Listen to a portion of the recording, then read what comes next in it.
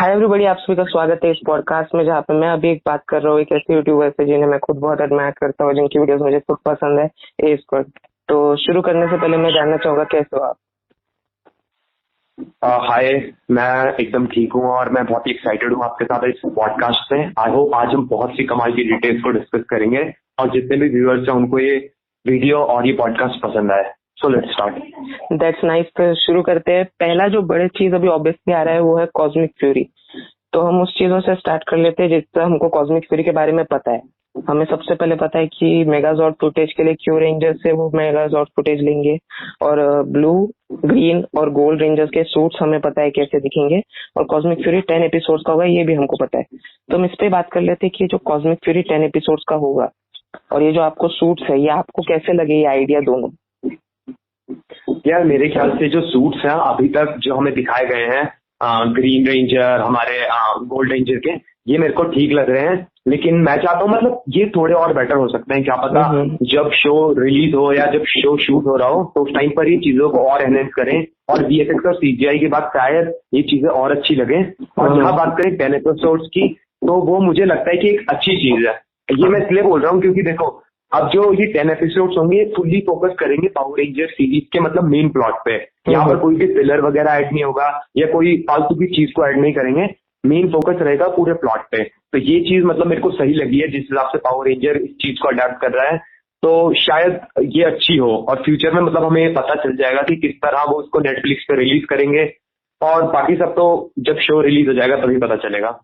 हाँ, तो मैं आपसे भी जरूर सहमत हूँ 10 एपिसोड्स के बाद से कि फिलर नहीं रहेगा, स्टोरी रियलाइज रहेगी, स्टोरी एक ही स्टोरी चलेगी, जो अच्छी बात है। और सूट्स भी जो है, हाँ मतलब थोड़े ऐसे, जब हम उनको ऐसे देख रहे हैं तो अच्छे नहीं दिख रहे, लेकिन होप करता हूँ जब एक्शन में होंगे तो वो अच्छे दिखेंगे।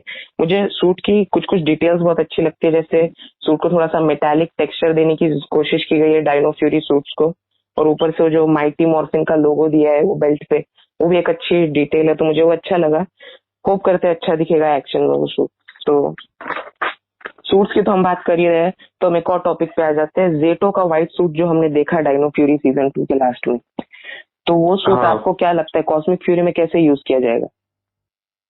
देखो अभी जहां मेरे को, जब हमने लास्ट टाइम जेटो को अपने व्हाइट सूट में देखा, तो मुझे जहां तक लगता है जैसे ग्रीन रेंजर और गोल्ड रेंजर का सूट है, उसी तरह मेरे ख्याल से रेड रेंजर के लिए भी सूट बनाया जाए। क्योंकि मतलब जो टीम होती है वो सब सेम ही तरह के कॉस्ट्यूम पहनते हैं। तो शायद फ्यूचर में या फिर मतलब एपिसोड्स के टाइम पर उसके सूट को बदल दिया जाए। वरना अगर उसको व्हाइट ही रखा जाएगा तो थोड़ा डिफरेंट दिखेगा। या तो वो उसको मतलब कुछ और सुपीरियर तरीके से उसको दिखाना चाहते हो कि उसके पास ज्यादा पावर्स हैं, या उसको जो हमारे मॉर्फिन मास्टर्स थे उन्होंने कुछ अलग पावर्स दिए हैं, तब उस चीज को वो अलग रख सकते हैं। वरना अगर वो उसी व्हाइट वाले सूट को मिक्स करेंगे हमारी मेन टीम, प्राइमरी टीम के साथ, तो वो चीज मतलब थोड़ी सी ऑकवर्ड सी लगेगी, थोड़ी मतलब उतनी ज्यादा वहां पर सूटेबल सी नहीं लगेगी। आपको क्या लगता है इस बारे में?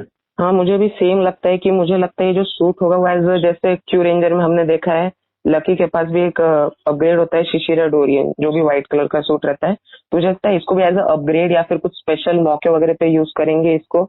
ये इसका जो, क्योंकि इस सूट में जो है, जो बाकियों के सूट्स है उनके पास उनके जो पावर्स है वो जॉर्ड से रिलेटेड उनके पास पावर्स है। जैसे गोल्ड रेंजर के पास मोसारेक्स की पावर है, ब्लू के पास ट्राइसेरा ब्लास्टर है, लेकिन इसमें हमें टीरेक्स का कुछ दिखता नहीं है, रेलेवेंस से कुछ रेफरेंस दिखता नहीं है।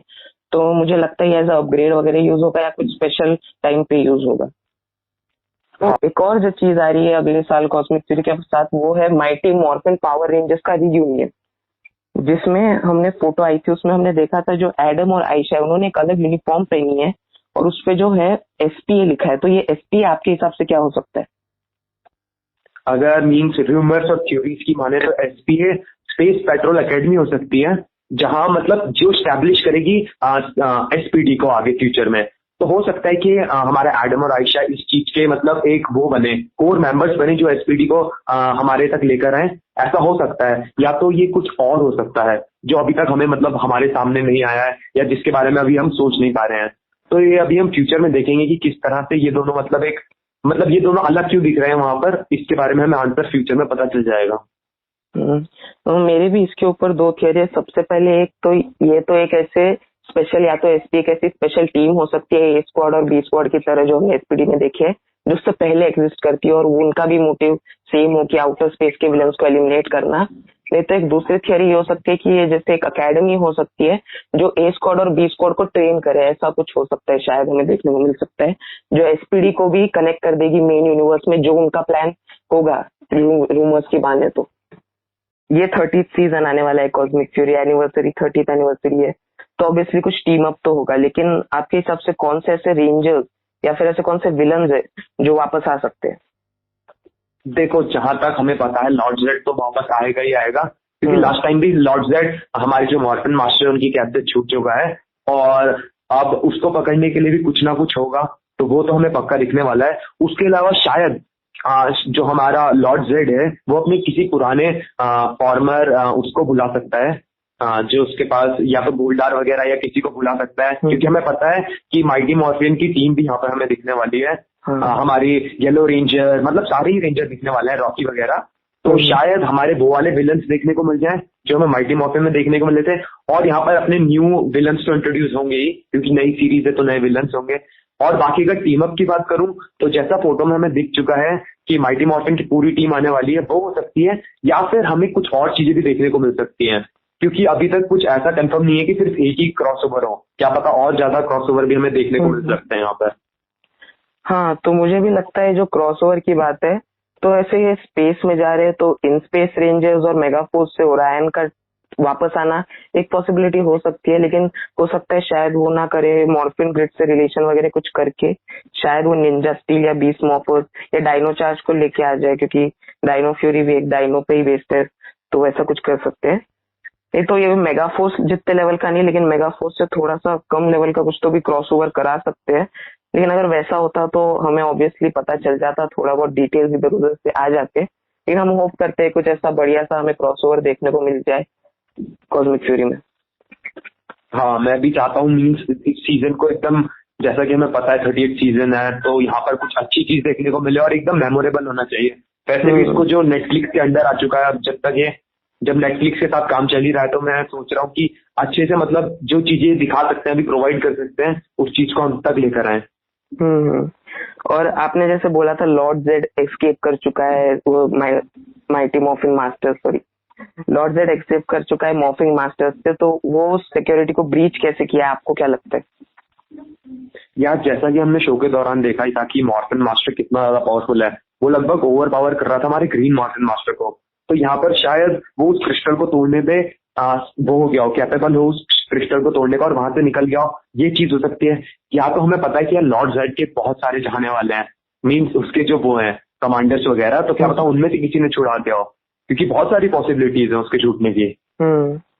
मुझे भी लगता है जैसे वो क्रिस्टल में से छूट गया होगा, क्योंकि उसके जो कमांडर्स वगैरह उसने हेल्प की होगी उसके बाद, लेकिन कमांडर्स मिलके तो मॉर्फिन मास्टर्स से लड़ नहीं सकते, तो शायद जेड एक पॉसिबिलिटी है कि सारे मॉर्फिन मास्टर्स को या तो मार दे, नहीं तो मॉर्फिन मास्टर्स के ऊपर कंट्रोल कर दे, वो एक पॉसिबिलिटी हो सकती है। वो थोड़ा सा डार्क हो जाएगा, लेकिन अच्छा एक चांस है ये। हाँ, क्योंकि जो लॉर्ड जेड है यार, वो बहुत ही पावरफुल है, क्या पता उसने किसी एक मॉर्फिन मास्टर को अपने कंट्रोल में कर लिया हो, क्योंकि वो माइंड मैनिपुलेशन वगैरह भी जानता ही है। और चार्ली कर्श जो ट्रिनी की डॉटर प्ले करने वाली है, वो कॉस्मिक फ्यूरी में आपको क्या लगता है अपीयर होगी, और अगर अपीयर होगी तो क्या वो कॉस्मिक फ्यूरी येलो बन सकती है? देखो यार, ये चीज मीन्स बहुत ही कंट्रोवर्शियल है कि किस तरह से वो एक येलो रेंजर हमारी ट्रिनी के बदले उसकी डॉटर को वहां पर दिखा रहे हैं। अब जैसे कि हमें पता है यार, वो ट्रिनी को तो वहां पर दिखा नहीं सकते हैं, तो लेकिन उसकी डॉटर को भी वो क्यों दिखा रहे हैं, बहुत सारे मतलब फैंस के दिमाग में ये है, मैं रेडिट वगैरह में देख रहा था, तो मैं चाहूंगा कि मतलब अब दिखा रहे हैं तो एकदम उसका एकदम प्रॉपर चीज, उसकी स्टोरी बतानी चाहिए कि किस तरह से वो ट्रिनी के बाद उसके पास वो मॉर्फर आया, किस तरह से वो येलो रेंजर बनी, और उसको मॉर्फिन, मतलब माइटी मॉर्फिन रेंजर्स के बारे में कैसे पता चला। हाँ, तो मेरे दिमाग में एक थियरी वैसे है इसके ऊपर, जो माइटी मॉर्फिन स्पेशल होने वाला है, वो शायद हो सकता है कॉस्मिक फ्यूरी से पहले हो, और वो स्पेशल के अंदर शायद उनको आयशा, क्योंकि येलो रेंजर है लेकिन वो एसटीए का पार्ट है, शायद वो मॉर्फ ना करे, तो इसको शायद जो बाकी टीम मेंबर्स है वो मॉर्फर हैंड ओवर कर देते होंगे as a legacy sort of, और फिर माइटी मॉर्फिन स्पेशल में दिखने के बाद कॉस्मिक फ्यूरी रेंजर्स की हेल्प करने कॉस्मिक फ्यूरी में भी हमें अपीयर हो सकती है। लेकिन हाँ, मैं आपके बात से सहमत हूँ कि वो ट्रिनी की डॉटर को दिखाना थोड़ा सा कंट्रोवर्शियल हो सकता है और फैंस भी थोड़े डिसअपॉइंट हो सकते हैं, लेकिन let's hope for the best. Yes. और अभी हमने इतनी बात करी ली है सब कॉस्मिक फ्यूरी के बारे में, लेकिन कॉस्मिक फ्यूरी के बाद जो इसका फ्यूचर आएगा पावर रेंजर्स का, तो उसमें बोला जा रहा है जोनाथन एंड ट्विसल जो है वो एक पावर रेंजर्स का सिनेमैटिक यूनिवर्स बनाना चाहते हैं नेटफ्लिक्स के ऊपर, जो एक जिसमें इंक्लूड होगा एक रिबूट किए हुआ मूवी और सीरीज। और बताया ऐसे जा रहा है लीक के हिसाब से जो मूवी की कास्ट होगी वही सेम कास्ट पे एक टीवी सीरीज या वेब सीरीज सॉर्ट ऑफ बनाया जाएगा नेटफ्लिक्स पे जो आएगा। तो ऐसा जो है, और ये पूरा जो थीम होगा इसका ये थोड़ा सा ज्यादा मेच्योर होगा किड्स के लिए, थोड़ा सा किड्स के हिसाब से थोड़ा सा और मेच्योर कंटेंट होगा ये। तो आपको कैसा लगता है किस डायरेक्शन में, क्या सही डायरेक्शन में जा रहा है पावर रेंजर? देखो अब बात करें तो जो पावर रेंजर है वो मतलब अभी तक मेजरली फोकस करता है चिल्ड्रंस पर, मतलब ऑन द एज ऑफ लगा लो 8 से 16 के बीच में, मतलब जो मेजर ऑडियंस है उनकी टारगेट ऑडियंस वो यही है। लेकिन अगर जो हमारा नेटफ्लिक्स के साथ मिलकर वो ऐसा कोलैब करना चाहते हैं कि वो इसको थोड़ा मैच्योर करना चाहते हैं। अब जहां तक लगता है कि अगर वो नेटफ्लिक्स के साथ टाई अप करेंगे तो वो थोड़ा मैच्योर कंटेंट बनाएंगे जिसकी एज होगी अराउंड 16 से 18 वाली, तो इस कैटेगरी में उनकी ऑडियंस बढ़ जाएगी। क्योंकि देखो अभी बच्चे ज्यादातर इन चीजों को देखना छोड़ दिया उन्होंने, पावर रेंजर्स की तरफ उनका इतना अट्रैक्शन नहीं रहा है क्योंकि उनके पास और भी बहुत सारी चीजें देखने के लिए, जैसे मार्वल स्टूडियोज से वो बहुत सारी मूवीज देख सकते हैं, शोज देख सकते हैं, डीसी की मूवीज देख सकते हैं, एनिमे देख सकते हैं। तो इतनी सारी चीजें आ गई हैं उनके पास कि पावर रेंजर्स की हाइप बहुत कम हो चुकी है। लेकिन अगर पावर रेंजर का कंटेंट भी इन सारी चीजों को मैच करने लग जाए तो फिर इनकी ऑडियंस भी बढ़ेगी, और जो कि मैं देखना भी चाहता हूँ फ्यूचर में।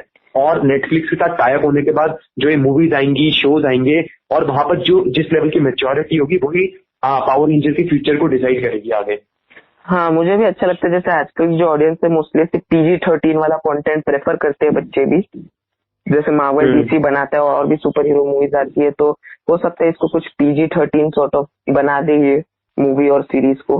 लेकिन ये सब अच्छा है, मुझे अच्छा लग रहा है, फ्यूचर अच्छे डायरेक्शन में जा रहा है। लेकिन मेरे मन में एक सवाल आ जाता है कि जैसे एक मैच्योर लोगों के लिए एक थोड़ा मैच्योर कंटेंट लेके आ रहे हैं बड़े लोगों के लिए, लेकिन जो बच्चों के लिए क्या साइमन बेनेट वगैरह सीरीज बनाना कंटिन्यू करेंगे या फिर बस इधर तक ही वो सीरीज उनका था, इसके आगे जोनाथन एंड ट्विसल कैरी ऑन करेंगे? पावर रेंजर्स को भी ये चीज पता चल गई है कि जो चाइल्ड शो है वो उनका इतना ज्यादा सक्सेसफुल नहीं है, लेकिन वो देखना मिक्स कंटेंट रखेंगे क्योंकि जो उनका मेजर प्रॉफिट होता है ना, वो प्रॉफिट कहाँ से आता है? टॉय सेल्स से। और अगर टॉय सेल्स कौन लेता है? बच्चे। ऐसा नहीं है कि बड़े लोग उसको लेना पसंद नहीं करते, फॉरेन कंट्रीज में लोग अपने मतलब कलेक्शन रखते हैं टॉयज की, लेकिन जो मेजर पार्ट होता है यार वो चिल्ड्रंस के पास ही होता है। तो मेरे ख्याल से वो मिक्स ही इस चीज को रखेंगे, एक तरफ वो मैच्योर कंटेंट भी लेकर आते रहेंगे और किड्स फ्रेंडली कंटेंट को भी हमें प्रोवाइड करेंगे। हाँ, मैं आपकी बात से सहमत हूँ। और मेरे दिमाग में भी एक ऐसा एक थिंग है कि जैसे हो सकता है कि जो यूनिवर्स बना रहे हैं जोनाथन एंड ट्विसल, इसमें ये और प्रोजेक्ट्स लेके आएंगे और मूवीज और टीवी सीरीज लेके आएंगे, लेकिन साथ ही साथ जो है साइमन बेनेट ने तो जो भी एग्जीक्यूटिव प्रोड्यूसर होंगे ऐसा किड कंटेंट पे और फोकस करेंगे, और जो सेंटाई वाले हैं उसको अडेप्ट करेंगे या फिर अडेप्ट कुछ एलिमेंट्स अडेप्ट करेंगे, ऐसा कुछ कर सकते हैं शायद।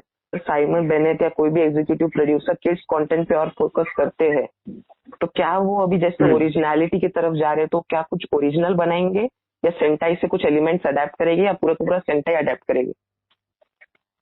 देखो अभी जहां मुझे लगता है कि वो एकदम ओरिजिनल कंटेंट बना नहीं सकते, क्योंकि देखो एकदम ओरिजिनल कंटेंट में उनका पैसा बहुत ज्यादा लगेगा, और जहां हमें पावर रेंजर का बजट के बारे में पता है वो बजट को बहुत कट करते हैं। तो अगर वो हर चीज को ओरिजिनल रखना चाहेंगे तो यार उनका बजट एक्सपोनेंशियली हाई हो जाएगा, जिस वजह से यार उनको बहुत सारी दिक्कतें आएंगी। तो मुझे नहीं लगता कि वो अभी ओरिजिनलिटी के ऊपर किड्स फ्रेंडली शो के आगे बढ़ेंगे। वो थोड़ी चीजें सेंटाई से जरूर अडेप्ट करने की कोशिश करेंगे ताकि उनके बजट में थोड़े कट्स आ सकें, लो हो सके बजट, और वो अच्छा कंटेंट प्रोवाइड कर सकें। ये उनका मतलब फर्स्ट चॉइस रहेगी। हाँ, मैं भी मानता हूँ सेम बात की। वो जो है उनका जो है वो सेंटाई को अडेप्ट कुछ ना कुछ एलिमेंट्स वो अडेप्ट करेंगे, क्योंकि ओरिजिनल में बहुत ज्यादा पैसे लग जाएंगे और उतना बजट शायद नहीं होगा उनके पास।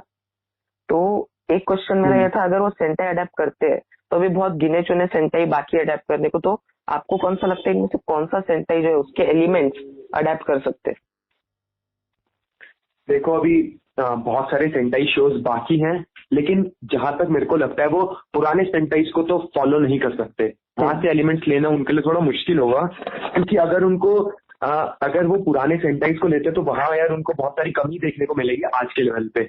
क्योंकि पुराने सेंटाइज में यार वो बात नहीं थी जो अभी के उसमें है। देखो अभी क्योंकि वीएफएक्स वगैरह की बात करें, अब वो पुराने लेंगे तो उनको वीएफएक्स की कमी पड़ेगी, तो उनको हर चीज खुद से क्रिएट करनी पड़ेगी, तो पुरानों को तो पीछे ही रखेंगे। तो वो मतलब जहां तक मुझे लगता है 2020 के बाद वाले ही जो वो आए हैं हमारे सेंटाई, उन पर ज्यादा फोकस करेंगे, क्योंकि वहां से उनको एकदम अच्छे वीएफएक्स वगैरह मिल जाएंगे, स्टोरीज वगैरह भी अच्छी मिल जाएंगी। साथ ही देखो उनका बजट कट होने में भी उनकी मदद होगी, क्योंकि वो इन चीजों को सीधा उठाकर अपने उसमें रख सकते हैं, वरना उनको बहुत दिक्कत हो सकती है। तो इसलिए मुझे लगता है कि वो लेटेस्ट जो सेंटाई सीजन हैं उन्हीं को ही ज्यादा, उन्हीं के एलिमेंट्स वगैरह को यूज करने की कोशिश करेंगे। जी जी। और मेरे पास एक थियरी भी थी, तो डायनो फ्यूरी के जो सीजन 2 के एपिसोड 15 में वो जब ग्रीन मॉर्फिन मास्टर और जेड एक क्रिस्टल में बंद हो जाते हैं, तब फिर जो है अमीलिया पूछती है कि क्या ऐसा हो सकता है कि हम ऐसा कुछ डेटाबेस में फाइंड कर सके जो क्रिस्टल से रिलेटेड हो। तो ऑली रिस्पॉन्ड करता है कि rangers with crystal powers it could be a thing. तो क्या ये ऐसा कुछ हमें हिंट दे रहा है कि अगर सेंटाई के कुछ एलिमेंट्स अडेप्ट कर सकते हैं, तो क्या ये किरा मेजर को अडेप्ट करने को देख रहे हैं? हाँ, ये पॉसिबिलिटीज हो सकती है। देखो क्योंकि अगर मतलब अभी मेंशन किया गया है तो शायद पावर रेंजर ने मतलब इसको कुछ सोच कर ही करा होगा, क्योंकि उनके दिमाग में पहले से कोई प्लान होगा कि हम फ्यूचर में इस चीज को यहाँ पर दिखा सकते हैं, तो इस डायलॉग को शायद वहां पर इस वजह से ही रखा हो। और यार अभी तक ये भी नहीं पता है कि लॉर्ड जेड को छुड़ाया गया, क्योंकि क्रिस्टल से बाहर निकलना बहुत ही डिफिकल्ट होगा, और वो भी तब जब उसको मॉर्फिन मास्टर ने खुद डिजाइन करा हो। तो ये देखने वाली चीज होगी कि आगे वो किस तरह से इस चीज को दिखाएंगे, कि जो ऑली के जो वर्ड्स थे उन चीजों में कितनी सच्चाई थी, तो आगे जाकर ही पता चलेगा। जी फिर बस यही था। बहुत मजा आया आपसे बात करके, होप करता हूँ आपको भी मजा आया होगा। आप ऑनेस्टली बताना आपको कैसा लगा आज हमसे बात करके। मेरे को मीन्स बहुत ही अच्छा फील हुआ, इतने सारे जो हमने अभी तक बात करी मेरे को बहुत मजा आया। वैसे हम बहुत पॉडकास्ट करते हैं लेकिन ये वाले में और ज्यादा मजा आया, क्योंकि हमने अभी आने वाली सीरीज के बारे में डिस्कशन करा। बहुत ज्यादा एक्साइटमेंट थी मेरे अंदर इस चीज के बारे में डिस्कशन करने की, तो भाई बात करके मजा आया। और आगे भी हम मतलब ऐसे पॉडकास्ट आते रहेंगे, कोलैब करते रहेंगे। जी जी तो तभी हाँ, मैं अब आप ये पॉडकास्ट में रखना चाहो ना रखना चाहो, लेकिन मैं कुछ बोलना चाहता हूँ। आप बहुत अच्छे इंसान हैं, आप बहुत हम्बल हो। मतलब मैंने आपको थर्सडे को मैसेज किया था, उसके बाद मैंने सोचा नहीं था कि आप मुझे रिप्लाई करोगे। मुझे लगा था मैंने मैसेज करके छोड़ दिया है, शायद ये बिजी हो गए या फिर इनका कोई मैनेजर वगैरह होता होगा। मुझे ऐसा लगा था कि ये देखेंगे नहीं मैसेज को, लेकिन आपने मैसेज देखा। अगले दिन आपने बोला it's an honour to do collab with you. मैंने आपकी वीडियो देखी है। वो मेरे लिए दिन भर का ऐसा सेल्फ कॉन्फिडेंस बूस्ट था, जैसे मैं दिन भर, मुझे ऐसा लग रहा था जैसे मैं सपना देख रहा हूँ। बहुत ही अच्छा लगा था। Thank you very much for that. Welcome welcome welcome. मेरे को भी मीन्स मैं चाहता हूँ कि पावर रेंजर की कम्युनिटी इंडिया में बढ़े, सुपर सेंटाई से रिलेटेड कंटेंट इंडिया में आ सके। तो मैं चाहता हूँ कि उससे रिलेटेड जितने भी क्रिएटर हैं उन सबको मैं एक साथ ला सकूँ, उन सबसे कोलैब कर सकूँ, उन सबको मीन्स बता सकूँ इंडिया में भी कि अभी भी इंडिया में भी बहुत सारे ऐसे क्रिएटर्स हैं जो इस चीज पर मेहनत कर रहे हैं, और उन सबको भी आगे मतलब हुए इतनी सारी ऑडियंस है जो नए नए पावर रेंजर देखना चाहती है, नई सुपर सेंटाई सीरीज देखना चाहती है। तो उन सब तक मतलब ये आवाज पहुंचनी चाहिए ना, तो वो सब जानेंगे तभी तो उन सबको पता चलेगा कि कितनी इंटरेस्टिंग चीज है। ऐसा नहीं है कि सिर्फ अभी एनिमे, मार्वल, डीसी या जो अलग अलग चीजें आ रही नहीं वही सिर्फ डोमिनेट कर सकती हैं। पावर रेंजर के अंदर भी मीन्स ये चीज है, सुपर सेंटाई के अंदर भी ये चीज है कि वो आगे डोमिनेट कर सके एंटरटेनमेंट इंडस्ट्री को। ठीक, फिर बहुत मजा आया बात करके आपसे। ठीक है, फिर और भी आगे हम करते रहेंगे ऐसे पॉडकास्ट और कोलैब करते रहेंगे hopefully. Bye bye. Bye, thank you. Thank you.